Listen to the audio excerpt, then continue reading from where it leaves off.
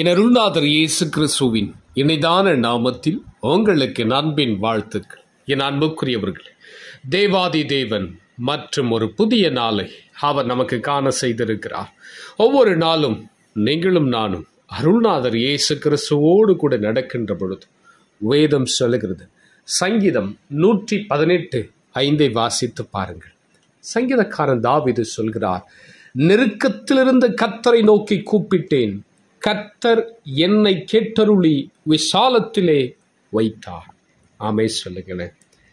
சங்கீதக்கார தாவீதுடைய வாழ்க்கையிலே நெருக்கங்கள் வருகிற பொழுது அவர் கர்த்தரை நோக்கி கூப்பிடுகிற பொழுது என்னுடைய கூப்பிடு சத்தத்தை அவர் கேட்டு என்னுடைய நெருக்கத்தில் இருக்கிற எல்லா சூழ்நிலைகளையும் அவர் மாற்றி என்னை விசாலத்திலே நடத்தி வந்தார் என்று சொல்லி அவர் பாடுகிறார். அதே போலவே உங்களுடைய தனிப்பட்ட வாழ்க்கையிலும் குடும்ப வாழ்க்கையிலும் உங்களுடைய வேலை ஸ்தலத்திலும் வியாபாரம் தொழில் காரியத்திலும் ஊழியத்தின் பாதைகளிலும் உங்கள் பிள்ளைகளுடைய வாழ்க்கையிலும் ஒரு நெருக்கமான ஒரு சூழ்நிலைகளில் நீங்கள் கடந்து சென்று கொண்டிருக்கிறீர்களா? உன் தனிப்பட்ட வாழ்க்கையிலே ஒரு நெருக்கம், குடும்ப வாழ்க்கையிலே ஒரு நெருக்கம், வேலையிலே ஒரு நெருக்கம், தொழில் வியாபாரத்திலே ஒரு நெருக்கம், ஊழியத்தின் பாதையிலே ஒரு நெருக்கம், பிள்ளைகளுடைய வாழ்க்கையிலே ஒரு நெருக்கம், ஏதோ ஒரு நெருக்கமான ஒரு சூழ்நிலையிலே நீங்கள் கடந்து சென்று கொண்டிருக்கிறீங்களா? சில நேரத்தில் நெருக்கத்திலே நீங்கள் கர்த்தரை நோக்கி கூப்பிடுகிற பொழுது உங்கள் ஜெபத்திற்கு பதில் வராதது போல் இருக்கிறதா? சோர்ந்து போகாதீங்க. கர்த்தர் அமைதியாக இருந்தாலும் உன் நெருக்கத்தின் சூழ்நிலைகளை மாற்ற அவர் உங்களுக்கு உதவி செய்திருவார். எதிர்பார்க்காத காரியத்தை கர்த்தர் உனக்காக அற்புதத்தை செய்து உன்னை ஆச்சரியமாய் அவர் நடத்துவார். ஒரு சமயம் ஈசாக்கு துறவுகளை வெட்டி தண்ணீர் கிடைத்தவுடன் கேராரு மெய்ப்பர்கள் வந்து அவனோடு வாக்குவாதம் செய்தார்கள். அவிடத்தில் வெறுப்பை காட்டினார்கள்.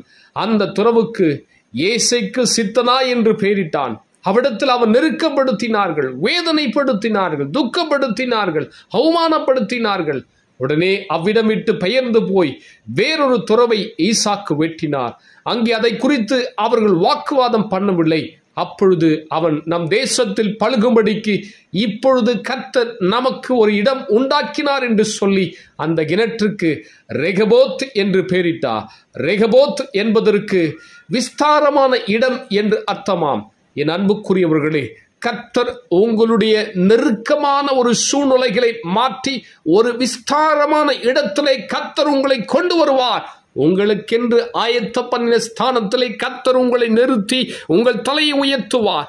ஈசாக்கு நெருக்கமான ஒரு சூழ்நிலைகளை, கஷ்டத்தை அனுபவிக்கிற பொழுது, நிந்தையை அனுபவிக்கிற பொழுது, பரிகாசத்தை அனுபவிக்கிற பொழுது, வேதனை அனுபவிக்கிற பொழுது அவர் கர்த்தரை நோக்கி கூப்பிட்டார். அந்த நெருக்கமான சூழ்நிலைகளை கர்த்தர் மாற்றி அவருடைய வாழ்க்கையில் ரெகபோத் தோன்ற பண்ணின தேவன் உன் தனிப்பட்ட வாழ்க்கையில ஒரு ரெகபோத்தை தோன்ற பண்ணுவார். உன் குடும்ப வாழ்க்கையில ஒரு ரெகபோத்தை தோன்ற பண்ணுவார். உன் வேலையில ஒரு ரெகபோத்தை தோன்ற பண்ணுவார். உன் வியாபார தொழில் காரியத்தில் ரெகபோத்தை தோன்ற பண்ணுவார். உன் ஊழியத்தின் பாதையில் ஒரு ரெகபோத் தோன்ற பண்ணுவார். உங்க பிள்ளைகளுடைய வாழ்க்கையில ஒரு ரெகபோத் தோன்ற பண்ணுவார். நெருக்கமான சூழ்நிலைகளை கர்த்தர் மாற்றி உன்னை விசாலமான இடத்திலே கர்த்தர் கொண்டு வந்து நிறுத்துவார். அந்த காலம் அருகிலே இருக்கிறது. அந்த நாட்கள் மிக சமீபமாக இருக்கிறது. ஒருவேளை உன் கண்களுக்கு தெரியாமல் இருக்கலாம், ஆனால் கர்த்தருக்கு தெரியும். உன்னை விசாலமான இடத்திலே கொண்டு வந்து நிறுத்தி உன் தலையை உயர்த்தி ஆசீர்வதிப்பார். ஜெபிக்கலாமா? பரிசுத்தமுள்ள என் பரமபிதாவே, இந்த மகிமையான நேரத்திற்காக ஸ்தோத்திரம். நீர் கொடுத்த நல்ல வார்த்தைக்காக ஸ்தோத்திரம். நெருக்கத்தின் மத்தியிலே உம்முடைய பிள்ளைகள் கடந்து போவார்களானால் நெருக்கத்தின் சூழ்நிலைகளை கர்த்தர் மாற்றி விசாலமான இடத்திலே கொண்டு வந்து நிறுத்த போவதற்காக ஸ்தோத்திரம். தாவீதிற்கும் ஈசாக்கு உதவி செய்த கர்த்தர் உம்முடைய பிள்ளைகளுக்கு உதவி செய்ய போவதற்காக உமக்கு நன்றி. இந்த நாளுக்குரிய காரியங்களை பொறுப்பெடுத்துக் கொண்டு உம்முடைய பிள்ளைகளை நெருக்கமான சூழ்நிலைகளை மாற்றி விசாலமான இடத்திலே கொண்டு வந்து நிறுத்தி உம்முடைய பிள்ளைகளை ஆசீர்வதியும் ஆண்டவரே. நீர் அப்படி செய்ய போவதற்காக நன்றி. இந்த வார்த்தை கேட்ட ஒவ்வொரு பிள்ளைகளுடைய ஆவி, ஆத்துமா, சரீரம் ஆளுகைக்கு ஒப்பொடுக்கிறேன். இயேசு கிறிஸ்துவின் மூலம் வேண்டிக் கொள்கிறேன் பிதாவே. ஆமேன், ஆமேன். என் அன்புக்குரியவர்களே, ஆண்டவர் உங்களை நெருக்கத்தின் சூழ்நிலைகளை மாற்றி உனக்காக வைத்திருக்கிற ஆசீர்வாதமான விசாலமான பாதையிலே கொண்டு வந்து உன்னை ஆசீர்வதிப்பார். God bless you.